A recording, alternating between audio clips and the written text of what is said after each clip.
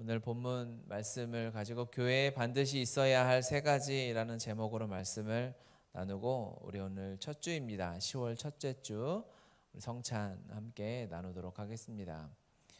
바울의 삶을 우리가 계속 사도행전을 통해서 보게 되는데요.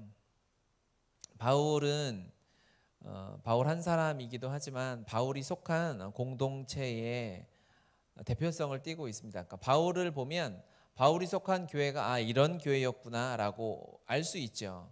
바울이 물론 리더였기 때문에도 알 수 있지만 꼭 그렇지 않더라도 우리는 그 나라에 속한 그 공동체에 속한 그냥 한 사람이라 할지라도 그 공동체를 대표하게 되어져 있습니다. 그 가정의 모습은 부모를 통해서도 알 수 있고 자녀를 통해서도 알 수 있고 사람들이 생각하지 않습니까?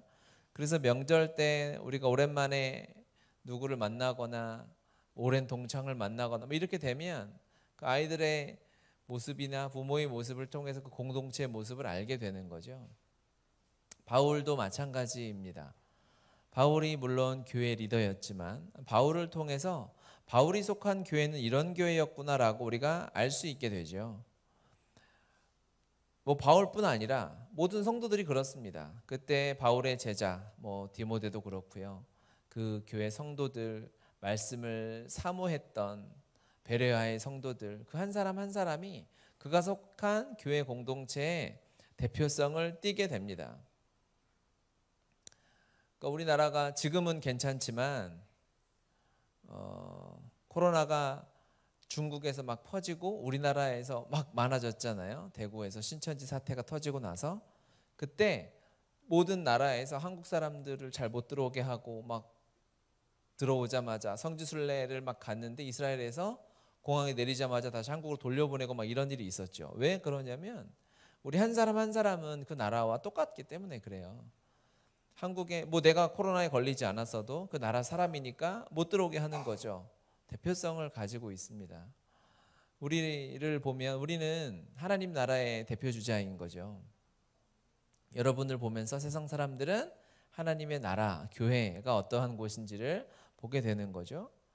또 우리 지체들 한 사람 한 사람이 다 복음의 교회의 대표성을 띠고 있습니다.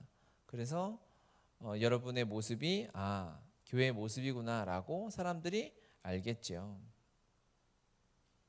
바울을 통해서 바울이 속한 교회, 그의 말과 설교를 통해서 바울이 속한 교회의 모습을 볼 수 있듯이 오늘 말씀을 통해서 우리 몸의 지체들을 보면서 세상 사람들이 주님께서 인정하시는, 세상이 인정하시는 교회가 우리 교회가 됐으면 좋겠다. 여러분의 가정 교회가 됐으면 좋겠다.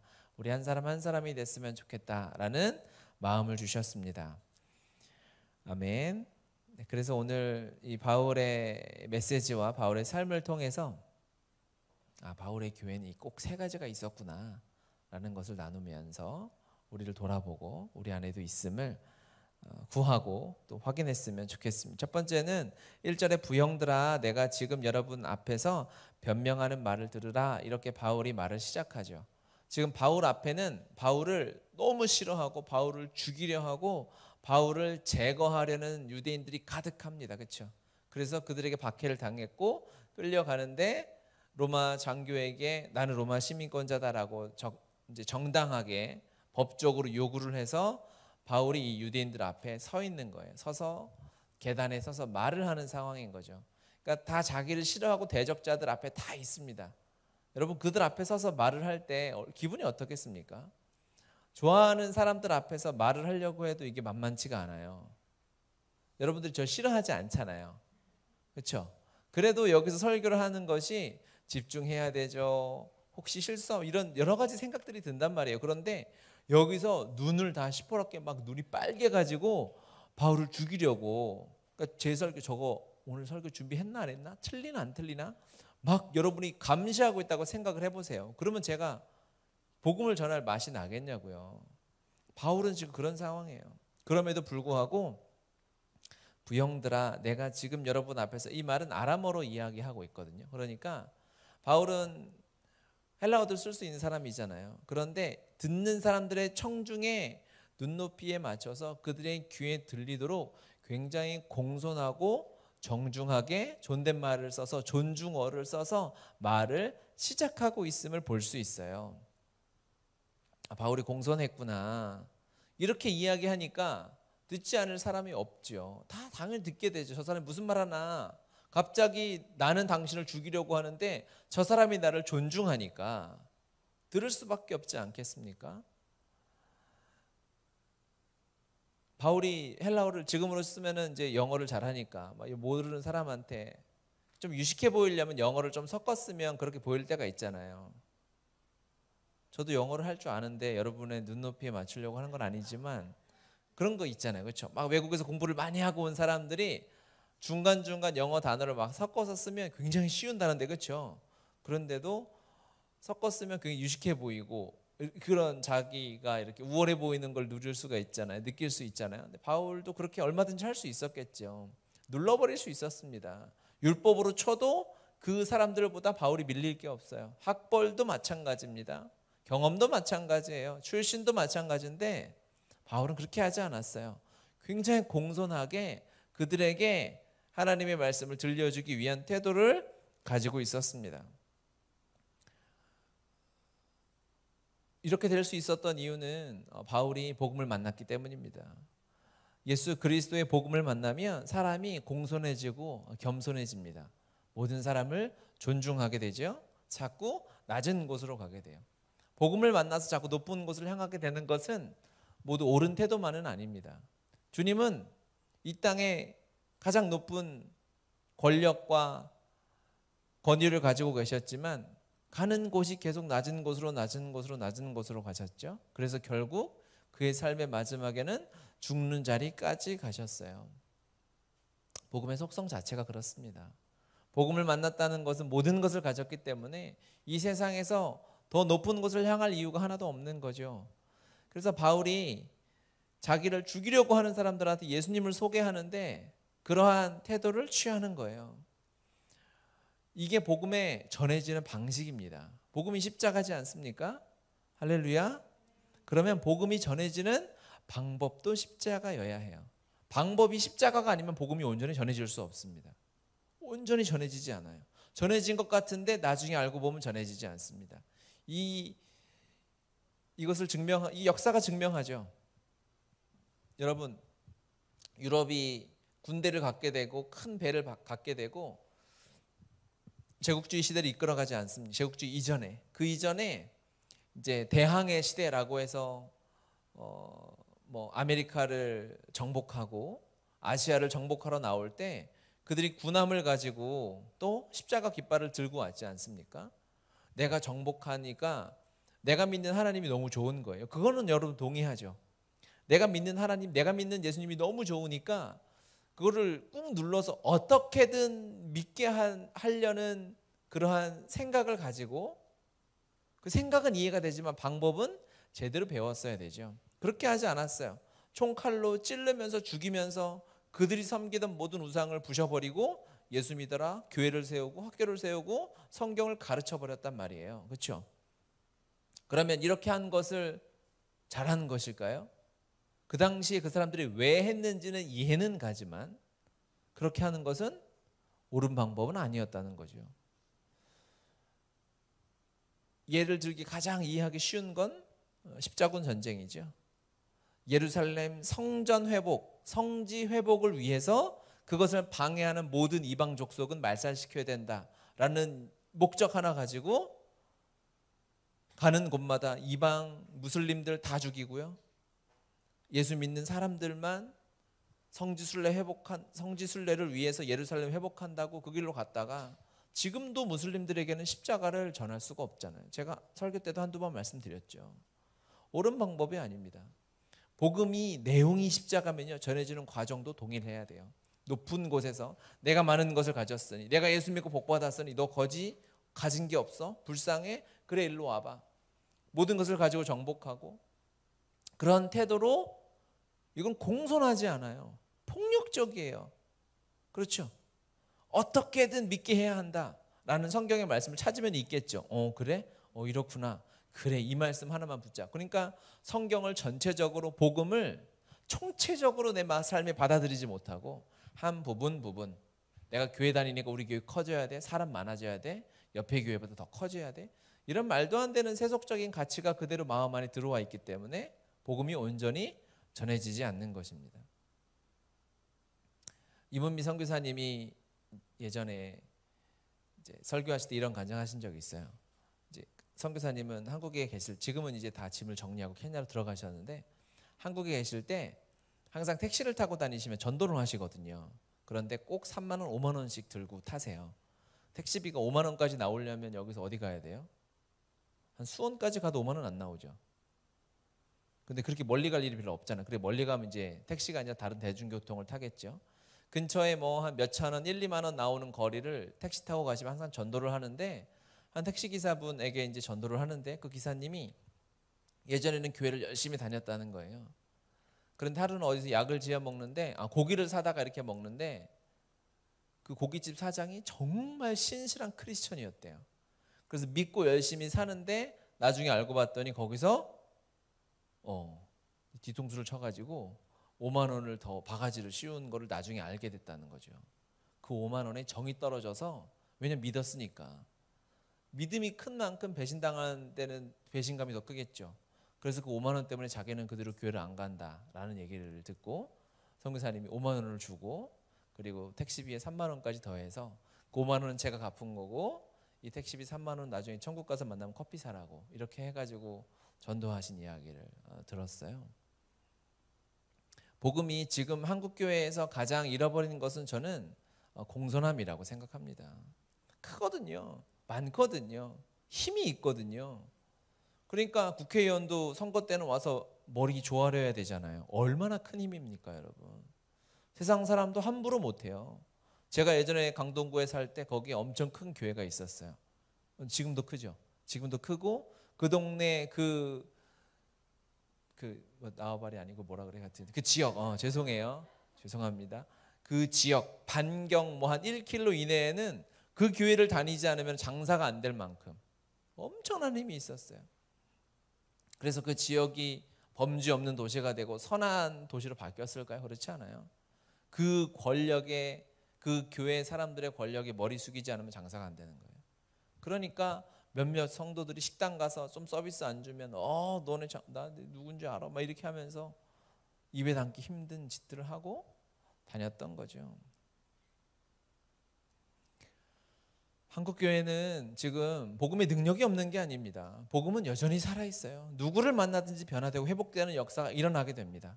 그런데 세상 사람들이 지금 교회를 손가락질하는 것은 바울이 가지고 있던 이 공손함, 상대방을 존중하는 것, 상대방을 배려하는 마음, 이것이 사라졌어요.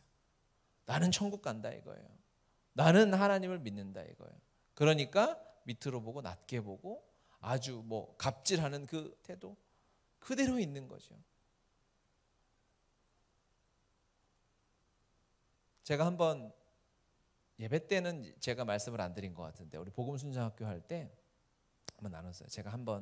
제가 어떤 교회, 이제 큰 교회예요. 장로님만 한 600명 이상 되는 교회예요. 그런 교회 우리 하나밖에 없겠다. 하여튼 그 교회인데, 하여튼 그 교회 이제 장로회에서 장로님하고 이렇게 그 교회가 이제 그런 뭐 단체복 이런 걸 맞추면 사람이 많잖아요. 그러니까 제 지인 한 분이 그러한 옷 의류 매장을 하는데 단체복을 맞춘다고 한 거예요. 그러면 매출이 엄청나잖아요. 그래서 막 깎아드리고 최대한 깎아드려서 이렇게 가격을 딱 맞춰서 한 1,000벌 이상을 이렇게 한 것 같아요. 그렇게 했는데 거기까지는 좋았죠. 거기까지는 좋았는데 이제 그 장로님과 같이 오셨던 권사님이 이제 결제를 하면서 자꾸 요구를 하는 거죠. 이거는 결제를 뭐 10,000원짜리라고 해도 거의 1,000만 원 이상 되는 돈 아니겠습니까? 요즘에 티가 10,000원짜리가 어디 있겠어요? 그러니까 뭐 1, 2천만 원 이상 되는 돈을 결제하면서 포인트는 내 카드에 넣으라고 얘기를 한 거죠. 여러분 이건 예화가 아니라 실화입니다. 실화. 그 얘기를 한 거예요. 그러니까 그 지인이 아니라 사촌 형인데 사촌 형이 당황한 거죠.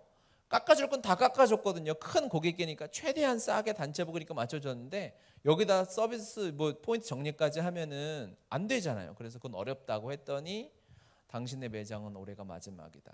왜 이렇게 안 해주고, 원래 다른 데는 상품권도 주고 적립도 해주고 다 하는데 그게 뭡니까? 왜 뒷돈을 안 주냐는 거예요. 그래서 또 그 무리 중에 한 분이 또 이렇게 와가지고 이제 결제를 하면서 그러니까는 정해진 수가 있을 거 아닙니까? 정해진 수가 있는데 제가 자꾸 제 얼굴에 침 뱉는 것 같긴 한데 하여튼 제가 그랬는데 하여튼 제가 그 얘기를 듣고 그 사촌 형은 교회를 다니지 않아요. 저는 거기에 예배를 인도하러 간 목사였고 그 얘기를 들으면서 제가 사랑하는 제가 자라왔던 교회니까 얼마나 얼굴이 부끄럽고 죄송하던지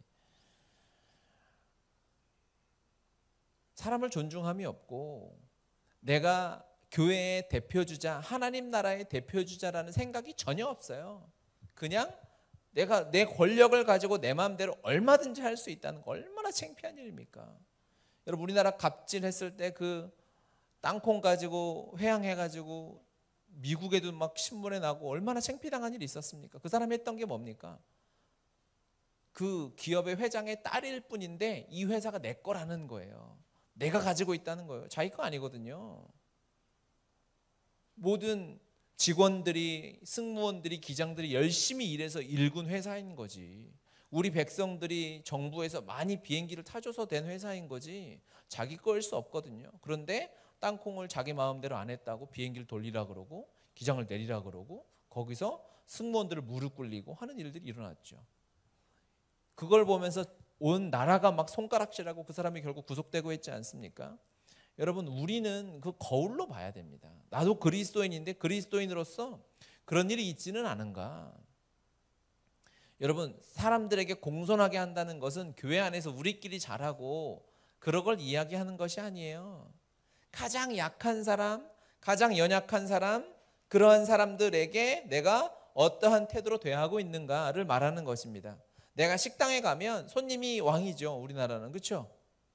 요즘엔 많이 바뀌었지만 전화 상담 이런 거 AS 신청하고 상담할 때 막 옛날에 욕하고 폭언하고 막 30분씩 1시간 사람을 괴롭힌 일이 있었습니다. 교회 다니는 사람, 예수님 믿는 사람 아니에요. 예수님 믿는 사람이 어떻게 그래요? 아파트마다 있는 경비하시는 분들을 막 따돌리고 해코지해서 어려움을 당하는 일들이 종종 기사에 나오죠. 그렇죠? 교회 다니는 사람은 아닐 거라고 저는 생각합니다. 교회 다니면서 교회 다닌다 하면서 예수님 믿는다 하면서 그럴 수 없어요. 복음은요 언제나 가장 낮은 곳에 있는 사람 그 밑에 있어요. 이 세상에 가장 비천하다고 생각하는 사람 그 밑에 주님이 계시잖아요. 할렐루야. 얼마나 놀라운 복음입니까? 주님이 그 밑에 계시면 여러분은 주님 밟고 계십니까? 주님 밑에 계십니까? 이게 어려운 질문이에요. 쉬운 질문이죠. 여러분 우리 주님 밑에 있잖아요. 주님이 그 밑에 계세요. 세상에 믿지 않는 사람들이 다 있고 그 밑에 주님이 그들을 섬기고 계세요. 그들의 아주 냄새나고 먼지 나는 발을 씻어주셨어요. 그 발 앞에 무릎 꿇고. 그러면 우리도 동일해야 합니다. 예수님이 발을 씻어줄 때 제자들이 예수님을 믿었습니까? 사랑했습니까? 십자가 앞에 전부 배신했어요. 배신할 자를 섬기는 게 복음이에요. 이 세상에 나를 싫어하고 나를 미워하고 나랑 전혀 상관없는 사람들을 섬기는 것이 그것이 복음이고 바울이 그 주님을 만난 거예요. 그 바울의 마음의 태도에 사람들을 대하면서 어떻게 그렇게 공손하게 할 수 있을까? 저는 바울의 첫 번째 바울이 가졌던 바울의 교회에 있었던 태도는 공손함이라고 생각하고요. 사람들을 존중함이라 생각하고 두 번째는 바울 마음 안에 있었던 감사함이라고 생각합니다. 그래서 감사함이 없으면 공손할 수 없어요. 바울의 삶에는 항상 감사가 있었어요. 바울의 기도에는 자신의 성도들, 제자들을 향한 감사가 항상 있었습니다. 고린도전서의 시작에도 그리스도 예수 안에서 너희에게 주신 하나님의 은혜로 말미암아 내가 너희를 위하여 항상 하나님께 감사하노니 에베소서 1장 16절 내가 기도할 때 기억하며 너희로 말미암아 감사하기를 그치지 아니하고 빌립보서 1장 3절 내가 너희를 생각할 때마다 나의 하나님께 감사하며 바울에게 있는 모든 사람은 감사였어요. 바울의 제자들이 다 바울의 마음에 들었을까요? 사람 마음에 드는 사람이란 없어요. 그렇죠? 내 배로 난 내 자식도 마음에 안 들 때가 너무 많은데 마음에 들 때가 가끔 있죠. 나 자신도 내가 마음에 안 드는데요. 어떻게 사람이 마음에 들고 그 사람들은 항상 감사해요. 주님 때문에 이 일이 일어난 거죠. 복음을 만났기 때문에 사람들을 향한, 제자들을 향한, 이웃들을 향한 감사가 있었던 것입니다. 그들을 향한 감사가 없으면요 얼마나 불편한지 몰라요. 여러분 식당에서 밥 먹을 때 우리가 이제 오늘 밥 먹고 콩나물 밥을 먹으러 갈 텐데 그 일하시는 분들이 여러분 고맙죠. 고마워야 돼요. 야 내가 내 돈 내고 먹는데 서빙 똑바로 해. 이거는 말도 안 되는 거예요. 그러면 돈을 1,000원 깎아줄 테니까 여러분 거기다 갖다 먹으라고 생각해 보세요. 2,000원 깎아줄 테니까 그 깍두기를 네가 담가서 먹으라 생각해 보세요. 실력도 없잖아요. 여러분 저도 안 먹을 거예요. 너무 고마운 거죠. 우리가 버스 탈 때 버스 기사한테 택시 기사한테 막 갑질하고 소리 지르는 사람이 있어요. 버스 1,000원 2,000원 내면서 내가 값을 치렀고 너는 기사니까 나에게 서비스해야 돼? 그런 의무는 없어요. 여러분 고마워해야 돼요. 나 혼자 지불하는 것만으로는 절대 이 세상에 이루어질 수가 없어요. 그 사람들은 전부 나에게 봉사하는 거예요. 버스 1,500원 내고 1,400원 내고 1시간 2시간 동안 날 위해 운전해 주는데 여러분 그런 사람 세상에서 사와 보세요. 내가 좀 얹혀가지고 3,000원 줄 테니까 1시간만 운전해 줄래요? 여러분 요즘 일단 최저임금이 얼마인데요? 그런 건 없어요.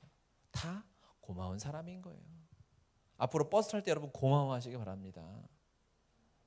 여러분 아파트의 경비 아저씨들 정말 고마운 분들이에요. 세상에서는 아유 나이 많고 할 일도 없어서 여기서 경비나 하고 있네. 그렇게 생각하면 예수님을 모르는 사람들인 거죠. 세상에 갑질하고 돈이 최고라고 여기는 불쌍한 사람들인 거죠. 내가 가지고 있는 것이 당신보다는 많다라고 생각하는 것 때문에 거기서 기쁨을 찾는 너무 어리석은 사람들인 거죠. 그런 사람들이 있을 수는 있어요. 그렇죠? 우리는 그렇지 않죠. 얼마나 고맙고 감사한 분들입니까? 그들을 향한 감사의 표현을 해야 되죠. 그렇죠? 그러니까 지나가면서 그런 분들이 있으면 왔다 갔다 하다 보면 동네마다 폐지 줍는 분들이 계세요. 여러분 그런 분들이 감사한 분들입니다. 그걸 하지 않으면 여러분들이 그걸 다 갖다 모아다가 폐지 수거하고 하겠습니까? 하지 않죠. 안 할 거잖아요. 시키면 할 거예요? 안 하죠. 방도 잘 안 치우는데 내 집 밖 언제 치워요? 그분들이 그거 하나 주워서 100원, 500원, 하루에 1,000원, 2,000원 벌어서 살아가시는데 긍휼히 여기고 감사히 여기는 마음이 우리 안에 없으면 다시 우리 창세기부터 다시 돌아가야 돼요. 하나님의 마음을 다시 배워야 합니다.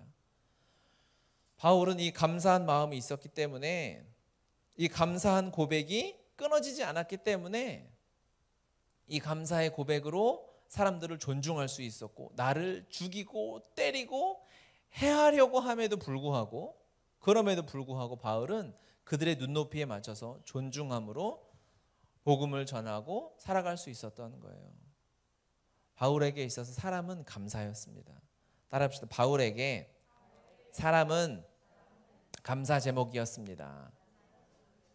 아멘. 여러분 주변에 감사가 아직 안 되는 사람이 있을 수 있어요. 그렇죠? 그렇죠? 그러면 지금 이 순간부터 하나님 앞에 그 사람 때문에 감사하다고 고백해 보십시오.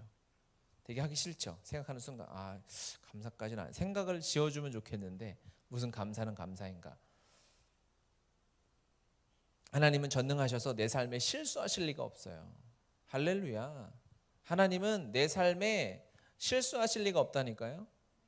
아멘. 그래서 그 사람으로 말미암아 주님은 반드시 감사의 고백을 받아내실 것입니다. 아멘이죠. 아멘. 모든 상황 속에서 모든 만남 속에서 내가 걸어가는 모든 사람들에게 감사가 있으면 그런데 무슨 갑질을 해라 하지 말아라 이게 말이 됩니까? 사람들을 무시하고 나보다 가진 것이 없다고 모른다고 그럴 수 있겠습니까? 그럴 수 없죠. 우리 안에 사람으로 인한 감사가 회복되어졌으면 좋겠습니다. 아멘. 감사는 존중을 회복시키고 또 바울의 마음의 중심에 있었던 이 감사는 복음의 능력을 누리게 하는 놀라운 통로였어요. 시편 50편 23절 같이 한번 읽겠습니다. 감사로 제사를 드리는 자가 나를 영화롭게 하나니 그의 행위를 옳게 하는 자에게 내가 하나님의 구원을 보이리라. 아멘. 아멘. 감사드리는 자가 나를 영화롭게 한다라고 합니다. 하나님은 원래 영화로우신 분이에요. 영광스러운 분입니다. 찬란하신 분이에요. 우리가 하나님께 박수를 더 드린다고 해서 그분의 영화로움이 더해진다거나 그렇진 않죠. 그러니까 저 말은 문자 그대로 보면 잘못된 말이다라고 할 수 있겠죠. 그러면 저 말씀 우리에게 왜 주셨을까요? 우리가 하나님께 영광을 돌리고 박수치는 것은 하나님의 그 놀라운 영광 안에 우리가 참여하는 것을 의미합니다. 그렇죠? 하나님의 사랑 안에 우리가 거하는 것을 의미하죠.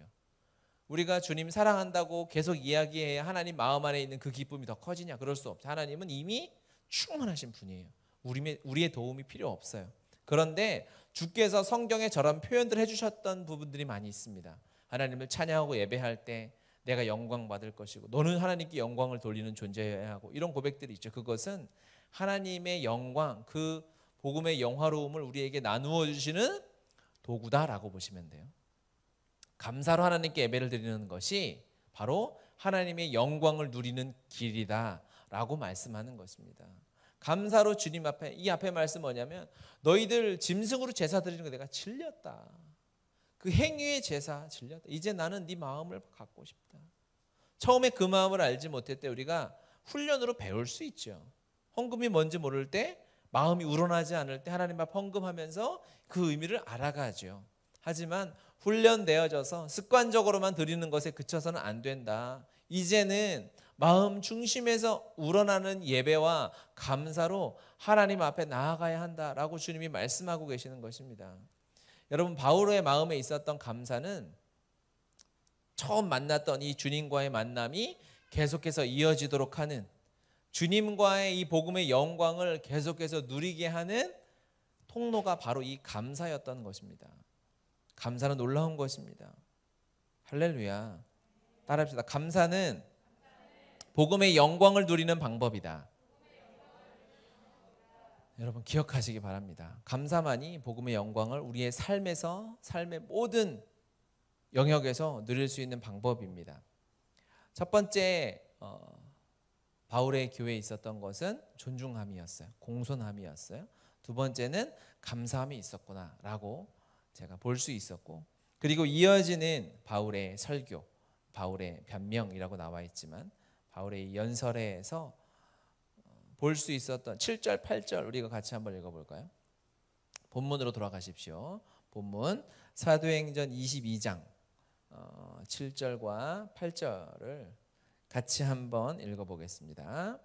내가 땅에 엎드려져 들으니 소리 있어 이르되 사울아 사울아 내가 왜 나를 박해하느냐 하시거늘 내가 대답하되 주님 누구시니까 하니 이르시되 나는 내가 박해하는 나사렛 예수라 하시더라. 아멘. 바울이 예수님을 만난 장면을 이렇게 아주 간략하게 표현했습니다. 바울이 이 말씀을 듣고 굉장히 놀랬겠죠. 가다가 눈이 멀고 안 보였어요.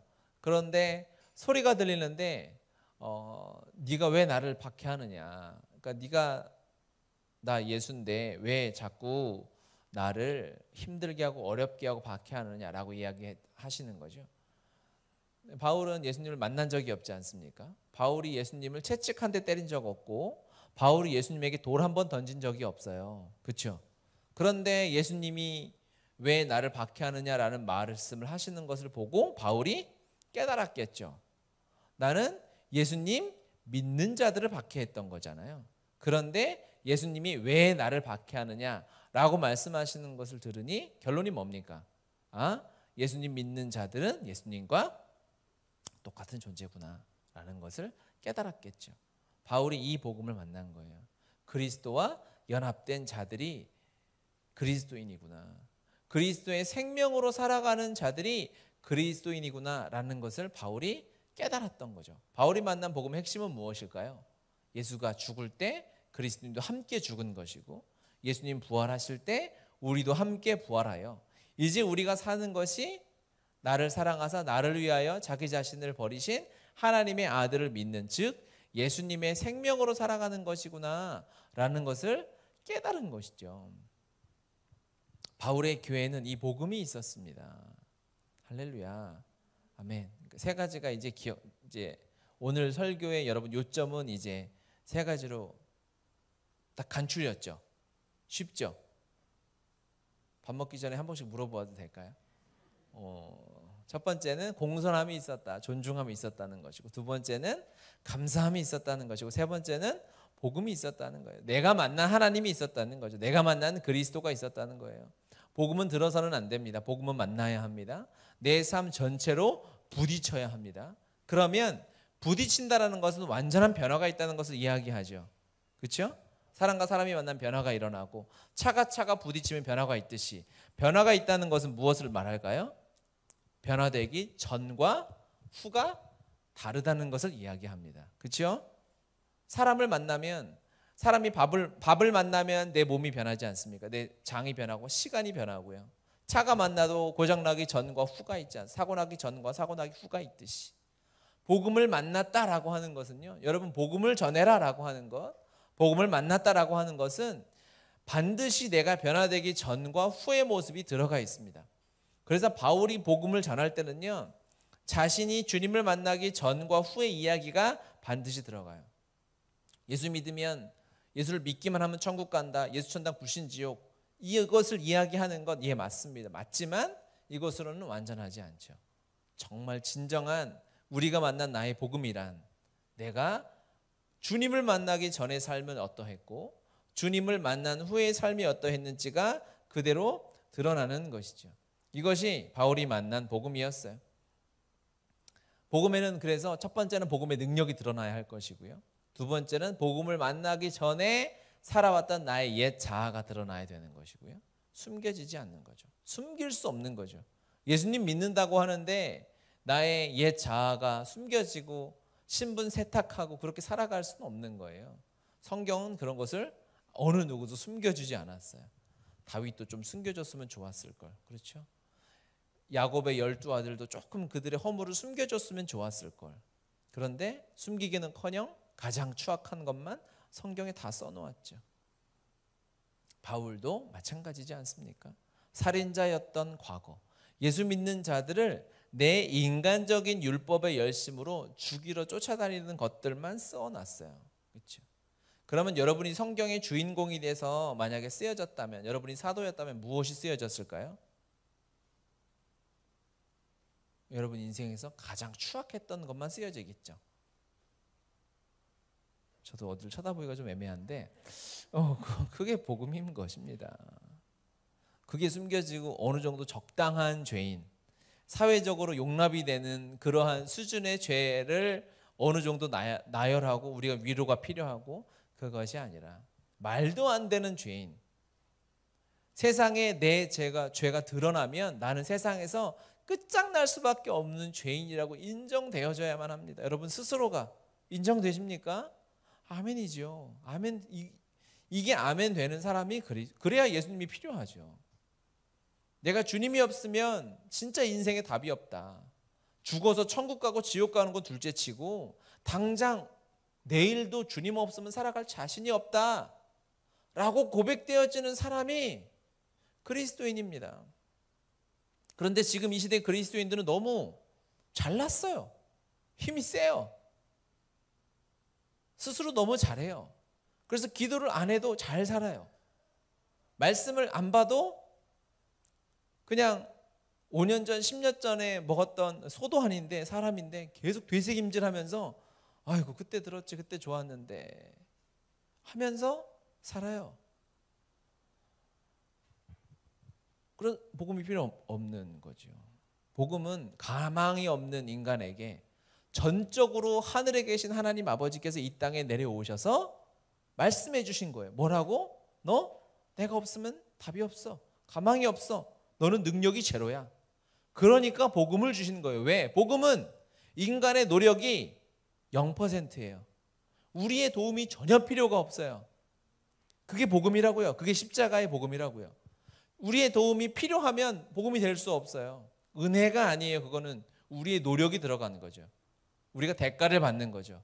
복음은, 구원은 대가가 아니거든요. 하나님의 선물이거든요. 그렇기 때문에 누구든지 자랑하지 못하게 하는 것이거든요.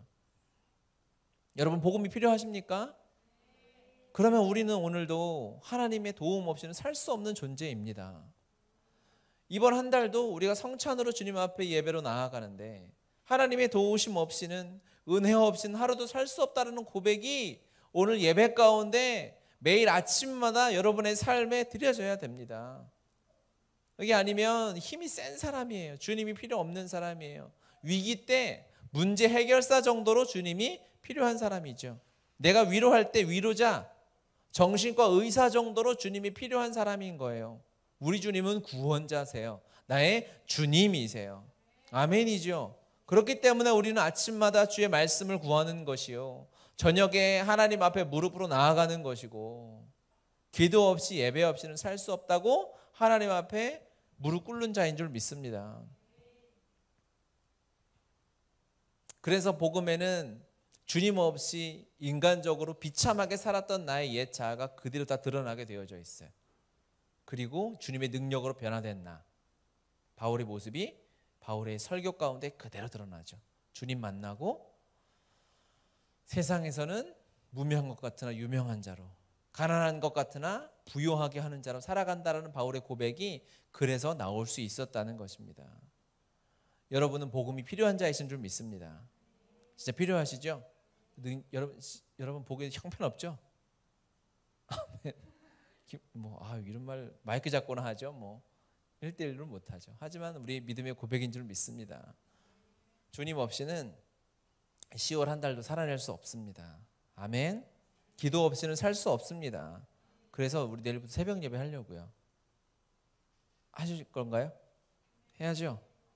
한 달, 우리 일주일만이라도 기도의 자리에 나아가 하나님의 이름을 부르고 아침마다 저녁마다 감사의 고백을 올려드리고, 또 첫 주에는 예수님의 십자가 사랑 앞에 무릎 꿇고 주님의 사랑이 나를 살렸습니다, 예수님의 십자가가 내 전부입니다라는 고백으로 성찬의 예배로 나아갈 때 하나님의 은혜가 우리의 삶에 더욱 넘쳐나게 될 줄 믿습니다.